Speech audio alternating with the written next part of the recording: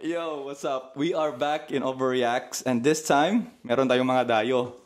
So, welcome natin sila sa Brisbane. Actually, saan-saan pala yung nanonood kasi yung iba dito, taga-Africa, ganun. Pero anyways, I'm with my boy, Boss Tanjing, galing ng Sydney. Yes, representing Tondo din. Yes, opo. Yes, then ito, si Boss, hindi mo na first time. Ay, hindi na. Hindi na. Pero, hindi na ako virgin. Oo, pero last year na rin yun, di ba? Virgin sarap. Oh, shit. Virgin sarap. Boss Alakazam, Melbourne, tsaka Pampanga, di ba? Yes, sir. Pampanga's finest. So, Pampanga's finest. So, pala, fresh tayo galing sa Ugat 2. Kamusta yung experience doon? Actually, dapat ikaw sumagot nito kasi ikaw lang yung bumatel. Oo, talaga. Di ba? Wala tong silbi, no? Uy, nag-judge ako. Hindi, ganun talaga. Yung mga top tier nagpapahinga. Kaya si Looney, di ba? Minsan na lang lumaban. Kinilig yan. Looney ang puta. Habol si Boss Jin. Habol. Yun nga. Pero, kamusta yun? Sobrang saya talaga. Kumbaga parang sa tagal-tagal ko na rin na nawala si eksena, nakabalik sa kultura na mahal natin. Talagang napakasigla ng gabi na yun. Naramdaman ko uli yung init ng battle rap lalo sa rap scene na nakailigan natin na ilang dekada na. So pala, tanong ko din kasi ikaw ata yung unang hindi sinipot ng kalaban So anong feeling nun, di ba? Siyempre, init na init ka, excited ka lumaban. Talagang masakit sa akin yun kasi bilang isang battle MC, unang-una, nawalan siya sa akin ng respeto. Siyempre, lalo sa liga. Kumbaga parang yung ginawa niya na gano'n, parang hindi na nakatanggap-tanggap Kasi siyempre, napakaraming tao na nagsakripisyo, naglaan ng oras para mabuo yung ganong liga. Tapos siyempre, gagawa ka ng ganong senaryo. Ang masakit doon kasi, ang talagang istorya nun. Okay parang nakakausap pa kami ng gabi na yun. Kasi ginagawa event? Or the night before? Parang total, parang rin sa pagkakaalam ng lahat. So, nung gabi na, exclusive to hindi pa niya nakwento. Kumaga, talagang, nung gabi na yun, magka-chat pa kami noon yung kalabang ko na yun, si 87. So, talagang, sinabi niya sa akin na pupunta siya. So, nag-i-expect kami ron. Kahit sila Boss Daryl, yung buong underground. Di ba, delayed na nga yun. Ngayon, ito na, yung mga pangalawang battle na, kinabahan na ako Sabi ko, patay, sabi ko. Wala, hindi yata pupunta yung kalaban. So, yun nga, ganun nga nangyari. Hindi nang muna. Sobrang sakit sa akin kasi pinagandaan ko talaga. Oo. So, yun? Yung parang, anong nangyari sa kanya? May balita ba? Or? Hindi kumbaga hindi naman sa pagiging toxic kasi talaga ito, totoo yan, sa mga nandun sa event na yun. No? So, pagkatapos kasi nung event na yun, meron ding birthday kami na pinuntahan. Na birthday din ng isang miyembro ng Pinoy Down Under yun. So, nandun lahat ng grupo. So, nandun siya. The same night? Oo, di ba, parang... Nakita ko ata story mo nun Na di ba, nung nag-storo, di ba? Nandun siya, kaso nga lang, kung talagang willing ka humingi ng sorry. Actually, nag-sorry naman siya sa akin through messages. Sinabi ba pa rin yung personal na Tama. So, humingi siya sa akin ng sorry sana ng personal. Kaso wala Nung pananapan niya, lumapag ako, nawala siya sabihin niya. Sakit na. Pero... Tapos, parang lalo ako nanggigil, alam mo yun, yung parang... Siyempre, nagpi-freestyle na puro rapper ang asama. So, pinasabi ko, pabalikin mo, dito na natin tapusin to para matapos na to. Sinabi mo kagabi, di ba? Tapusin na natin dito. Panoorin nyo yun sa Ugat 2, URBL, Tanjing versus Kiro. Sabi ko, dito na natin tapusin para matapos lang yung parang gano'n di ba? Kaya marami rin nalungkot, marami rin ang ginayang kasi, kumbaga, parang first time na mangyayari sa Sydney magkaroon ng Filipino rap battle tapos ganun yung gagawin na sinayang yan na ganun. Tsaka ang na-organize ng maayos, merong Osmanila, may pagkain pa. Dito nga, wala nga drinks kagabi. Parang, may benta sila actually, pero hindi naka-ready masyado ba?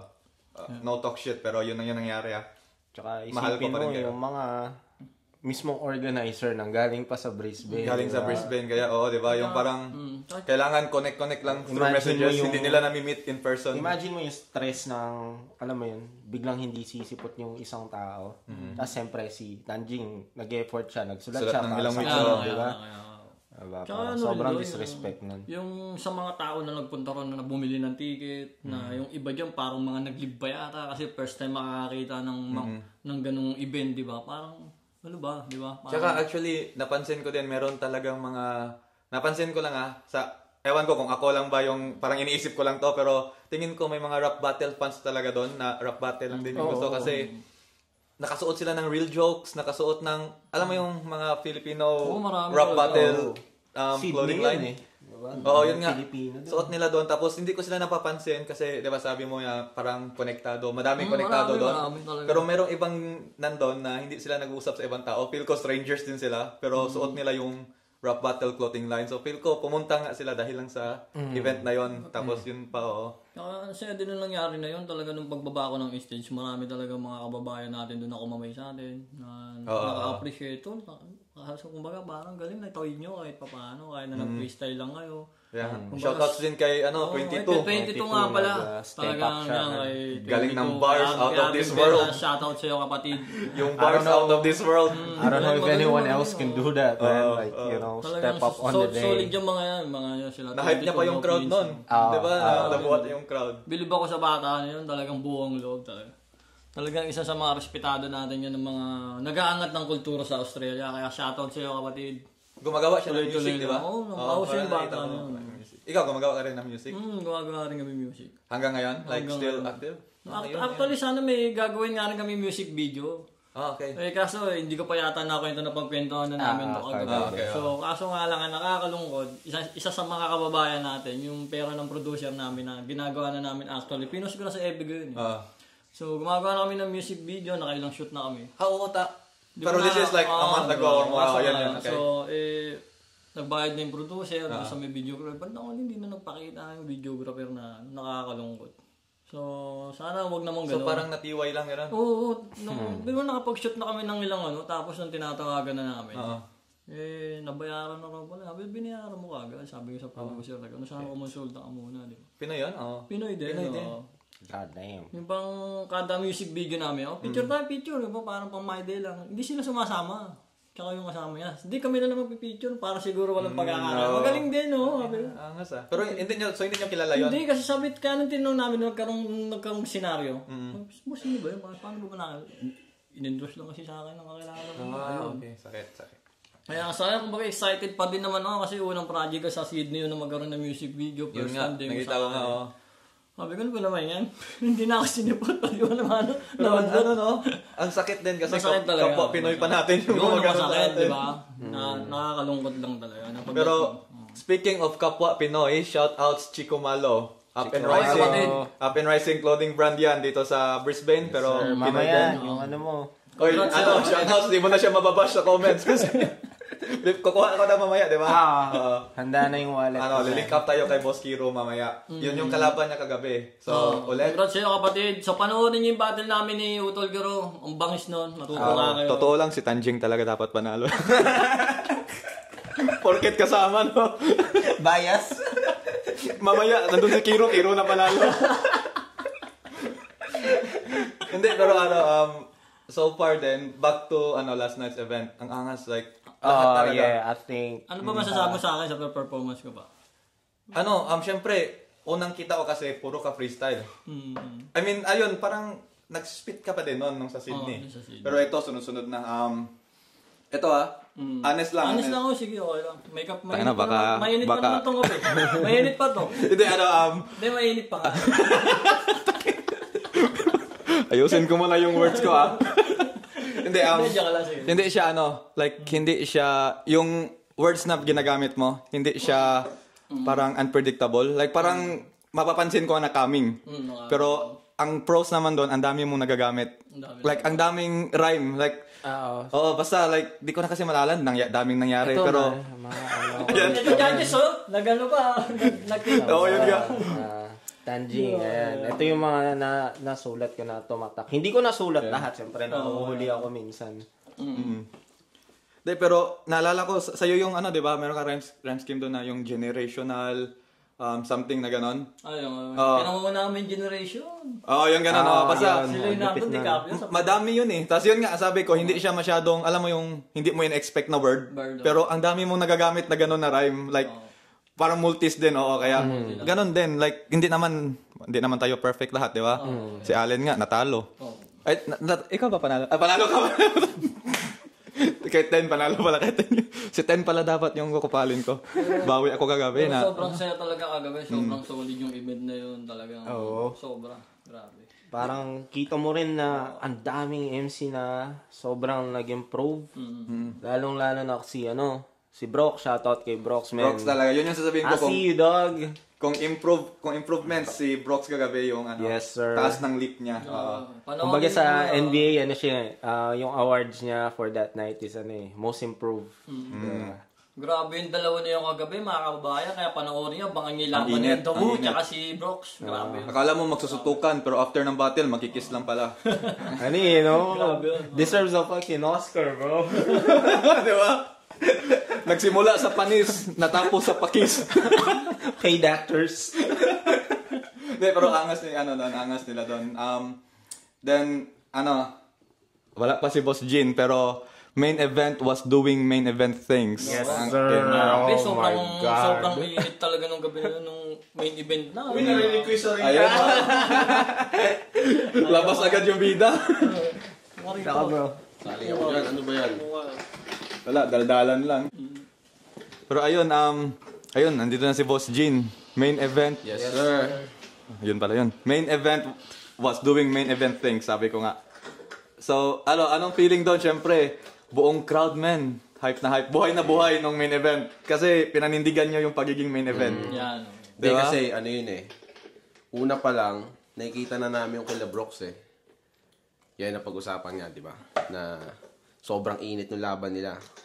So, hindi kami papayag, D10. Na dadaigin. Na yun lang. Na magpe-perform lang kami. Kailangan mainit din talaga. Kaya, sabi ko, kinausap ko siya eh. Bago kami sumampa, sabi ko, man, kailangan natin gisingin yung tao kasi tulog na sila eh. So, kailangan mag-set tayo ng another tone. Kaya, at di ko na-expect na ganun kagrabe. Oo. Tsaka hindi pa rin ako nakaka-recover kasi, sobrang sarap ng pakiramdam. Adrenaline na. Ayan main event din. Mr. Main Event dito nung last, di ba? Sobrang sarap. Yun lang, sobrang sarap ng pakiramdam. Kaya, Shout out si URBL. Ayan URBL t-shirt. Yes, sir. Binebenta ba nila online yan? Hindi ko alam eh. Hindi ko alam. Ayan, punta na lang kayo sa next event para makaget kayo. yeah. Kasi good quality, legit din good quality siya. Same siya sa Chicumalo eh. Yeah. Oo. Pero, anong plano natin mamaya sa Brisbane? Yun nga. So, Before pala, before umuwi si Boss G. Escort. Shoutouts to, Kaninong line yun? Kay Jane, no? Kay Jean. Alam mo, Ano yung babes and ano? Something like that. Escort and babe. Kunwari, di alam si Nurse kagabi. Actually, hindi ko alam yun eh. Si Nurse mo kagabi, patingin na history. Hindi, tinatanong ko sa kanila, sabi ko, ano yun? Ano yung babes and ano? Tapos parang ang sabi ata, basta iba yung pagkakasabi. Tapos sabi niya sa akin, escort daw. Pero feel ko, Uli! alam na. Uli ka konti. Pero feel ko, hindi yun Brisbane lang, di ba? Parang all Australia yon, parang online service. Alam niya rin. Oh, sina-search. Search ko. Check, delete ko muna history ko. Hindi, pero yun nga, angas. Jean din pala. Hindi, Jean Paradox, yung isang Jean. First battle. Siya lang yung first battle, di ba? Si Jean? Oh, siya. Yeah. Siya lang, debut battle, tapos natanggalan pa ng intro. Panoorin nyo na lang bakit. Nag-choke si Boss Daryl, kaya hindi, walang na intro. Wala na nagawa eh. Kasalanan ni Boss Daryl kasi yun eh. Ba't ko sinimulan to? Sorry, Boss Daryl, I love you. Anyways, saan kayo nagsimula Kasi ikaw, hindi rin kita natanong ito dati. Kasi wala pa tayong podcast. Reaction lang yun. So, simulan na natin kay Tanjing. Saan ka nagsimula na... Nag-try ka ba ng rap battle before URBL o... Dati kasi talaga sumasali ako sa rap contest. So, okay. Early 2000. Kasi siyempre sa Tondo, kalat yan eh. Ganun, di ba? Kahit saan halos talaga, lalo pag pestahan, kahit yung mga... Dami yung local, di ba? Local na alam mo naman, pag sinabing Tondo, talagang keto yan eh. Parang yung angas talaga ng magiging nato. Tsaka hindi nauubusan talaga ng mga rap artist ang mga ganun pagdating sa ghetto lang ng Tondo. So yun nga, na-inspire ako kasi sa yung sa mga nakapaligid din sa akin doon sa True Brown Style, inaamin na natin yan. So, ayun nga, yung unang-una kong talaga nakitang grupo, yung Lyrical Assault. Sikat na sikat yun. Ayun ang unang-unang underground talaga na grupo na talagang, nung nakita ko nung live, nung sumali ako ng rap contest, nung sa court lang siya. Nandun sila, sumalang sila. Ang galing. Sabi ko, galing na itong mga to. Sabi ko, ganun, grabe. So, parang na-inspire ako pa. Kaya ko kaya yung ginagawa nila. Okay. Sarap contest yun. Sarap contest. Yun din. Tapos, nadikit din kasi ako sa Republic of the Philippines yung grupong 9mm kay Tokwa. Nung high school ako, doon ko siya na-meet. So, yun nga. So, naglarap si Tokwa. Ako yung mga 15 years old lang yata ako. Pero 16, I was first year high school that time. So, na-meet ko si Tokwa. So, yun doon ko siya nakasama na pagdating sa mga rap event, gano'n, sinasama-sama niya ako. Ganun. So, parang tuloy-tuloy lang yung yun yung path doon nagsimula. Kaso, ewan ko lang kung matatandaan niya pa ako kasi nasa na siya ng batas ngayon eh. Nasa parang police na siya. Kasi tagal na rin eh. Kasi batang-bata ako nun eh. Yun, hanggang sa nakilala ko na rin yan, sila OG Sacred, mga kumpare ko yan eh. Yan sila, yung mga taga-sigaw ng Tondo, sila Brado, sila Royal Blood, mga pinsan ko kasi yan. Yun. So, medyo naglaylo lang tayo kasi nagkaroon tayo ng maagang responsibilidad sa buhay. So, kaya medyo naglaylo tayo sa rap scene. So, bali, naging ginawang hobby na lang, no? Instead of career. Nung mga panahon namin talaga, ang hirap. Ang hirap talaga.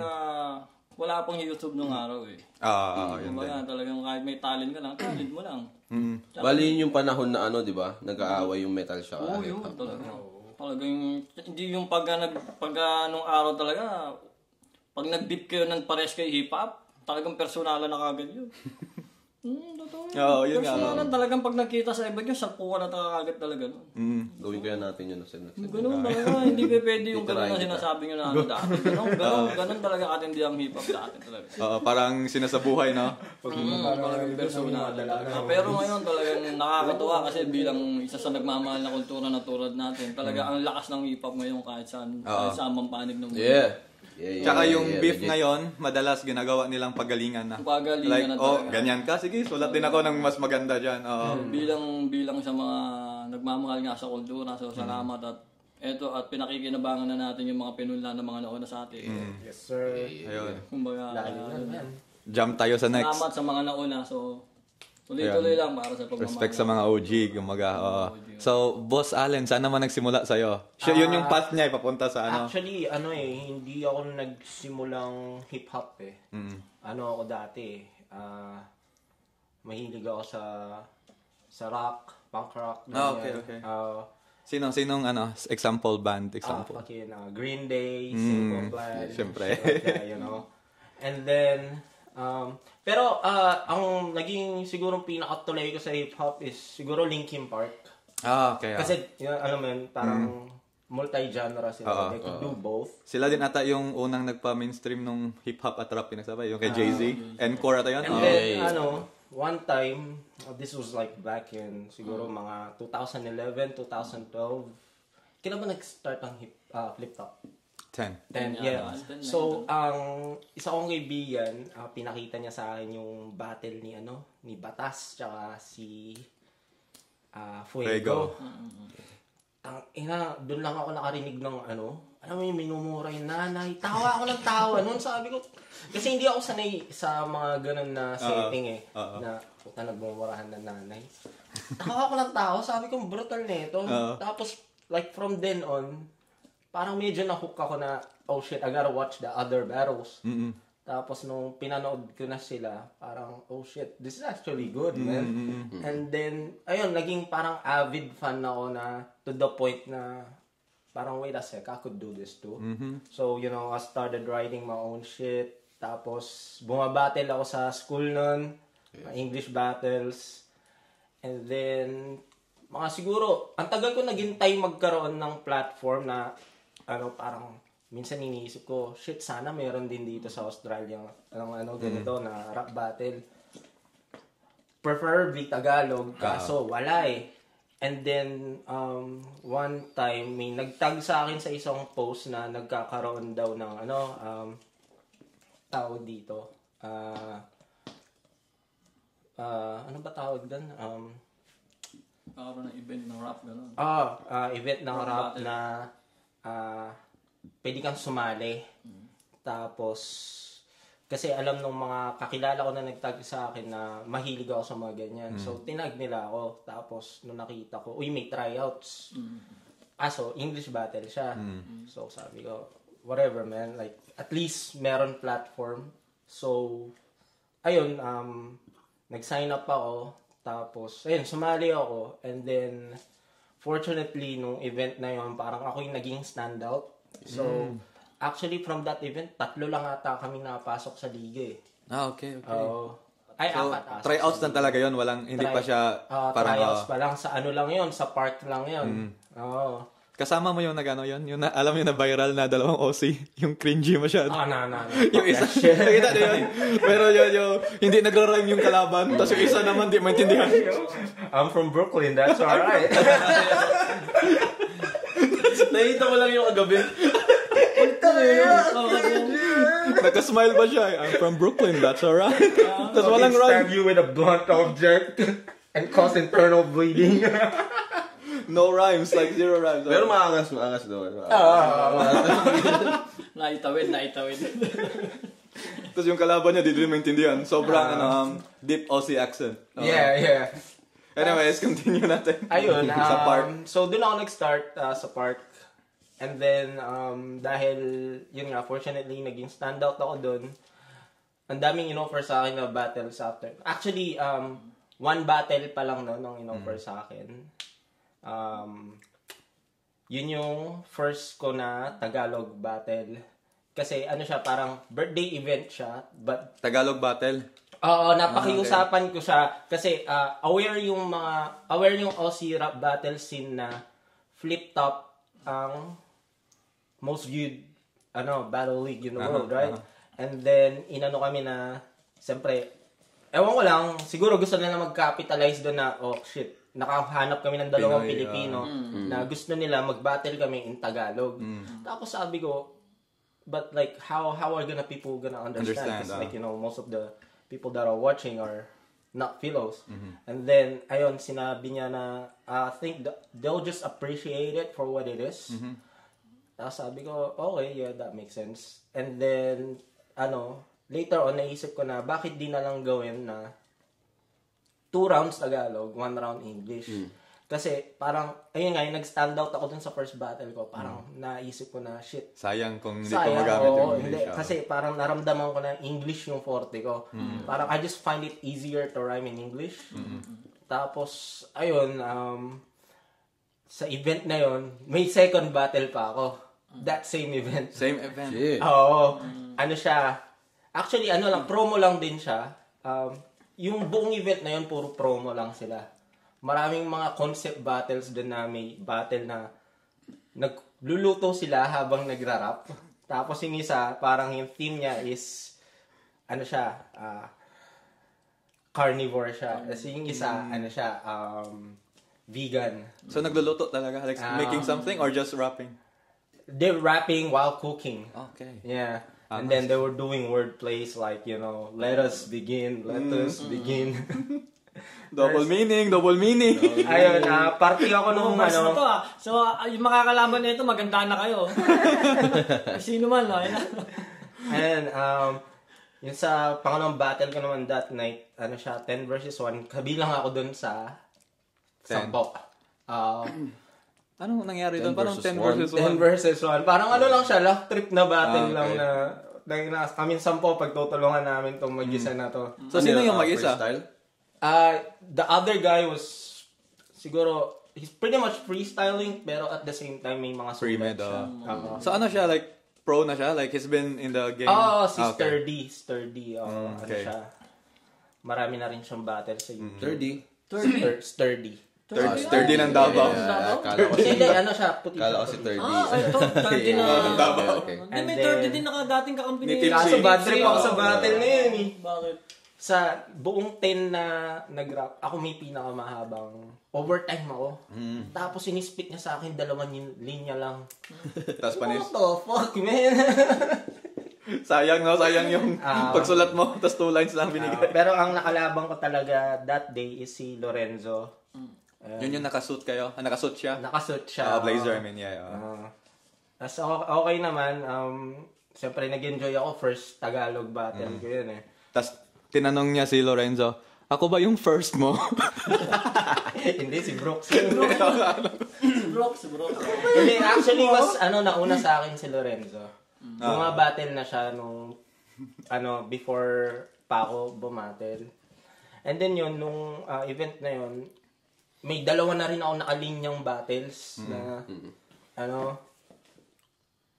So, doon nagsimula din. Yun yung parang hanggang sa sunod-sunod na. Hanggang sa URBL na dumating. Pero medyo na-burnout din ako eh. Kasi dati kapag tumanggap ako ng battle, ayun, sunod-sunod. Like, I had siguro sa span ng 5 months span, I had 6 battles. Parang talagang nag-hyper. Parang every 3 weeks. Sobrang gutom ko dati. Tapos after mga ganyan time pa naman, diba gutom na gutom ka sa rap battle. Tapos kahit gaano kadami yung battles na puntahan mo, hindi ka mauubusan ng bala eh. And this was like 2013, 14, something like that. And then, ayun, nag-stop ako kasi medyo na-burnout ako. Tapos nag-comeback battle ako 2017 na against dun kay Elusive. Tapos parang after nun, wala na, hindi na ako bumattle ulit. Nawalan na rin ng platform yung liga namin, nagsara siya.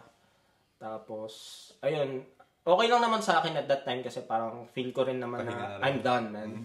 Like, wala akong gustong patunayan na I don't wanna be the best. You know, I just wanna prove to myself that I could do this as well. And then, to the point na, few years later, na-miss ko siya. And then, 2020, nagkaroon ng opportunity. Shoutouts kay Sci-Fly Mill. Siya sana ng event noon sa Barcada Night sa Melbourne. May rap battle event. Kaso hindi natuloy kasi nag-lockdown eh. Okay. And I was really bummed about that kasi man, I was really looking forward for a comeback. Tapos ayun, inaccept ko na wala na like it's just something that I used to do. Tapos ayun, fast forward 4 years later. May biglang nag-PM sa akin na kasi tinatag na ako ng mga posts sa mga posts ni Daryl na naghahanap sila ng battle MC kasi nga may nag-back out. Tama pala. Siguro si Daryl nun, dahil, ewan ko, nagpapanik na rin siya siguro dahil wala siyang mahanap na battle MC kasi may nag-back out nun.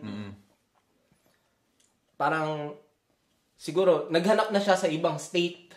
Tapos nung minessage niya ako, walang sabi ko, di agad, man. Tapos, ayun, gusto ko lang talaga kasi siyang maranasan uli. Kasi, na-miss mo din. Sobrang na-miss ko siya.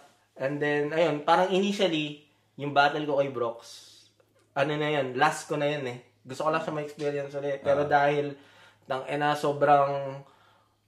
sobrang ganda nung reception nung battle na, I gotta go back, man. As ayun, bumalik ako against K10 of Hearts. And shoutouts kay 10 of Hearts, man. Shoutouts kay 10. Shoutout nga pala yun. Pero yan, yun yung ko. Yun yung story niya. 10 of Hearts, kwento ni Tanjing sa akin, nagbinoto kanya lang daw talaga kasi taga Brisbane ka, respeto lang. Pero kung totoo daw, Jin daw talaga yun. So, talo ka dapat. Sa akin dapat yun. Hindi, joke lang. Hindi, ayun. Si Boss Jin Paradox. Ayun Boss Daryl. Yes, sir. We were just talking about you, man. Uy, ayun, nandito na yung boss natin.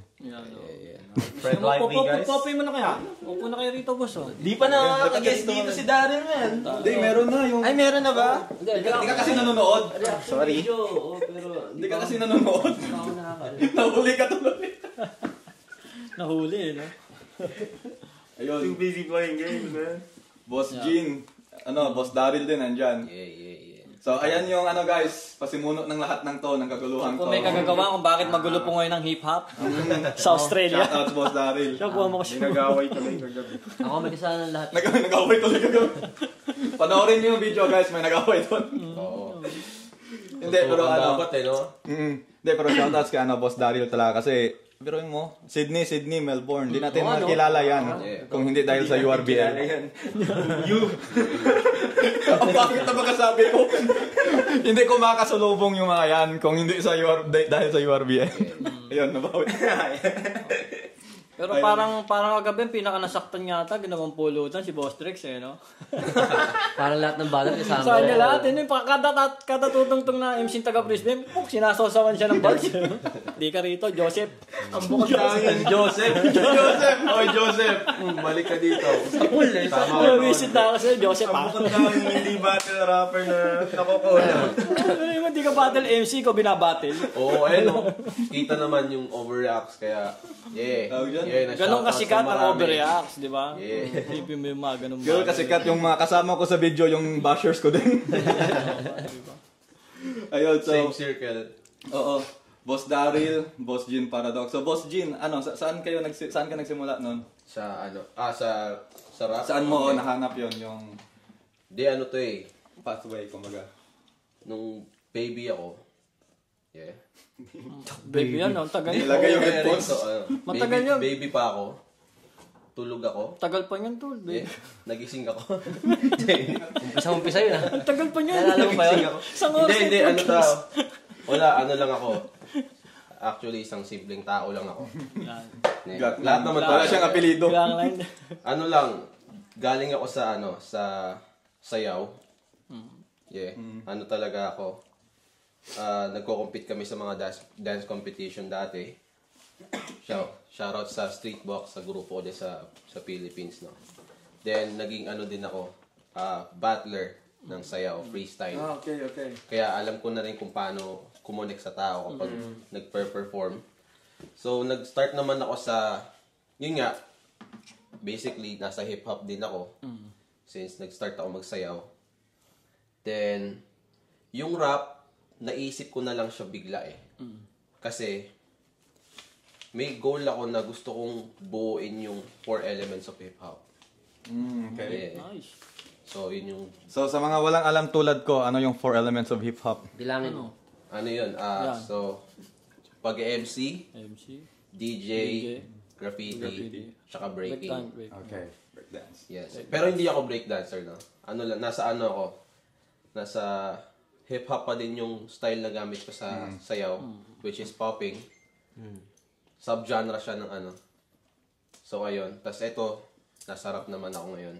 After siguro nito, gusto ko mag-aralan, mag-DJ, tsaka mag-graffiti. Wow. Yeah, yun yung pinaka-goal ko talaga. Para mabuo yung 4 elements of hip-hop. Yun ang nagmamahal sa kultura talaga. Lahat gusto kong gawin para sa kultura. Tapos, sa rap game naman, nahilig lang ako dito sa sa rap battles. Nung napanood ko yung Looney Zaito talaga. Sobrang classic. Classic yun, no? Unang-unang... Looney Zaito. Tapos, nung mga LM ka nun mga grade 3, grade 4, mag-rap kayo sa classroom nun, di ba? Mama, home. Lift up tayo. Lift up tayo. Tapos, naalala ko, ginagaya ko sa target nun Yung mga linya niya, binispit ko sa Magkapareho ko yung speak ng kalaban na Tsaka yung lyrics nila talaga mismo yung Sobrang iconic ng mga linya dati. Yung ba, Bawat linya, may Facebook page. ginagawa mo. Yeah. So, ayun. Tapos ngayon, yung linya, mga vulcanizing na. Oh, shit. Kanino kaya yun? Vulcanizing. Ayun, so, continue natin. Yun nga, ginagamit namin yung mga linya. Then, una ko napakinggan na music ng rap is 187. 187 Mobstars. Oh, grabe yun. Tsaka Curse One. Idol. Si Earl. Kumusta? Earl Valenzuela. Yan. Curse One Isa sila. sa mga yan, Crazy idol Mix. Tas natin. mga Yeah, tas yun na. Punta naman ako sa sayaw, nawala yung rap. Then, after few years, nag-start ako magsulat ng mga tula. Okay. Mga tula-tula lang, gano'n, na nagra-rhyme. Tapos, minsan nasusulat din akong kanta, kaso ayoko siyang ilabas. Tsaka wala rin akong platform dati. Talaga, kasi, ayun, una, mahihain din ako. Medyo hindi lang halata, medyo matigas sa mukha natin ngayon, pero mahihain talaga ako. Yun, tapos, yun, sulat ng kanta. Pagdating dito, damn, kala ko sayaw pa din ako. So, bumabattle ako dito sa Australia ng freestyle battle. Nanalo pa nga kami. Champion pa kami. Tapos yung idol ko na battler, natalo pa namin. Wait, sayaw to. Sasayaw to. Kaya sobrang, oh shit. Ito na ata yun. Tuloy-tuloy na. Tapos dun ko na naalala yung gusto kong gawin. Gusto kong tapusin yung gusto kong makompleto yung elements of hip-hop. Sabi ko, since nagsusulat din naman ako, bakit hindi? Ba't hindi ko siya ilabas? So ayun na, nagsulat na ako ng kanta. May nakilala ako dito na actually siya rockista. Yun, si Kuya Kit. So shoutouts kay Kuya Kit. Yun, nagbibigay sa akin ng shows dati. Binibigyan niya ako. Susulat lang ako kanta, ipe-perform ko doon, tapos minsan magre-request yung mga, mga nanonood. Gusto nila gantong kanta. So magpe-perform din ako, mga kanta nila Ron Henry. Cover, gano'n. Cover yun. Tapos paborito namin i-cover dati yung kanta ng Stick Figures. Stick Figures. Yun, kino-cover namin. Meron kasi kaming babae na kumakanta, nagko-chorus. Siya yung nagko-chorus sa amin. Dalawa kami, si Michael, shoutouts din kay Michael, pare. Ayun, dalawa kami nagko-cover, tapos siya yung magko-chorus. Sobrang sarap nun sa pakiramdam.